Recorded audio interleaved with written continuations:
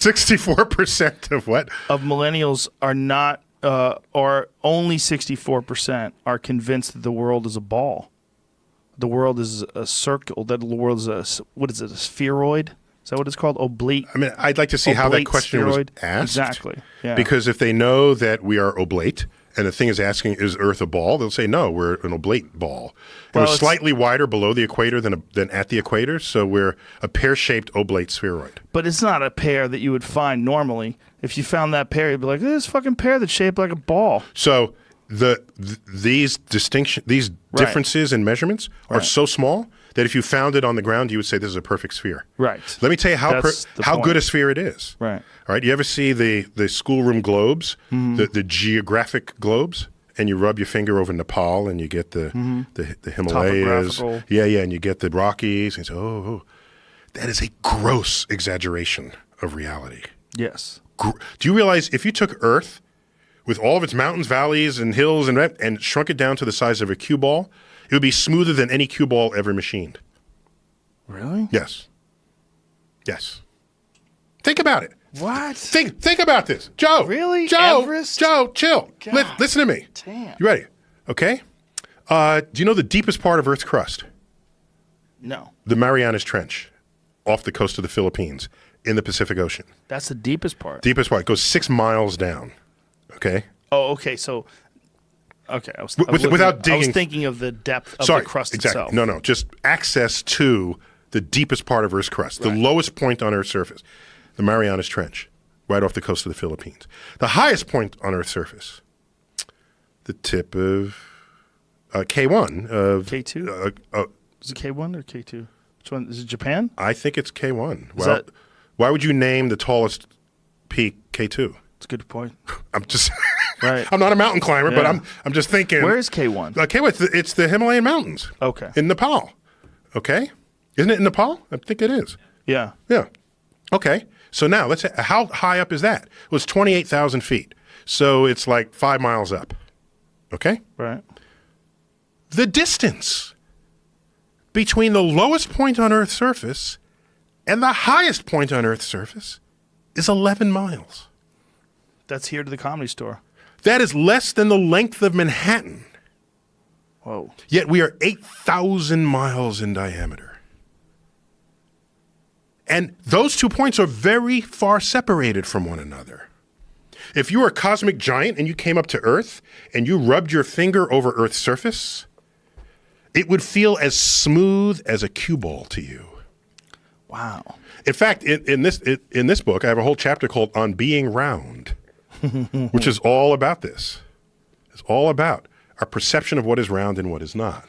I had asked you to debate one of them flat Earth guys. No, I don't. I can't. No. I know. We talked about it, and we were going to have him on Skype. No, what we do is, and I think this is a diabolical plot, so that the next time we can ship people en masse into orbit, they all want to be the first in line because they know we're going to send them so that they can see the round Earth. They're going to be the first ones in space.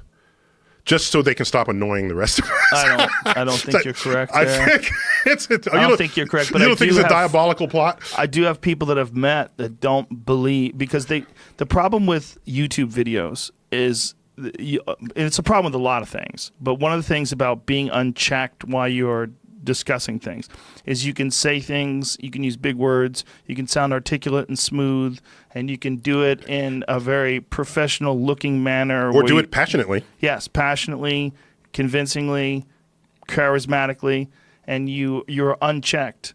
But if you did that in front of an expert and you showed them that, along the way they go, stop, that's not true. Stop, that's not how it works. Right. Let me show you why this is incorrect. Let me show you how you could prove that this is incorrect. Let me show you objective truths. But this is not happening. That render your argument invalid. Right. So people who don't have any education, and then they watch one of these YouTube clips, they start actually believing that this stuff makes sense because it's unchecked. And I would say it's not about whether they've had education. It's about whether the education they had teaches them skepticism of information and teaches them how to inquire.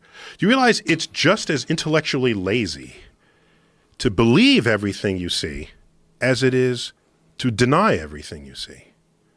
Yes. Why should someone know automatically that Earth isn't flat, yet I tell them in the next breath that the entire universe was once as small as a marble?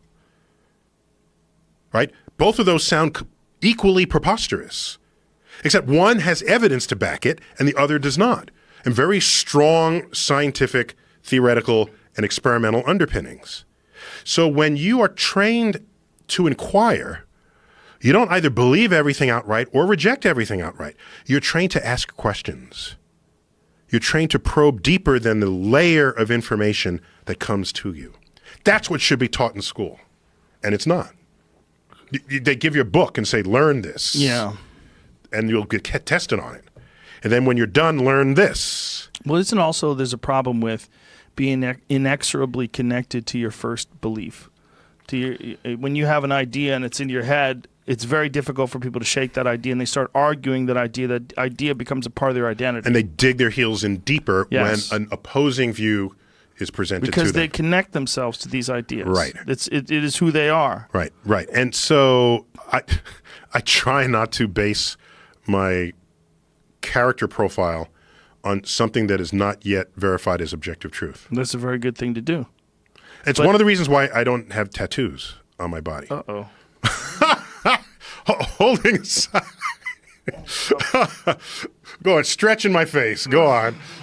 One of the reasons is there's nothing I am so sure about that I want to put it indelibly on my skin. Well, no, that's not. Let me say it differently. There's nothing I value in my mind, body, and soul so much in this moment that I want to indelibly etch it on my skin, because I want to leave room for me to have a possibly more enlightening thought later.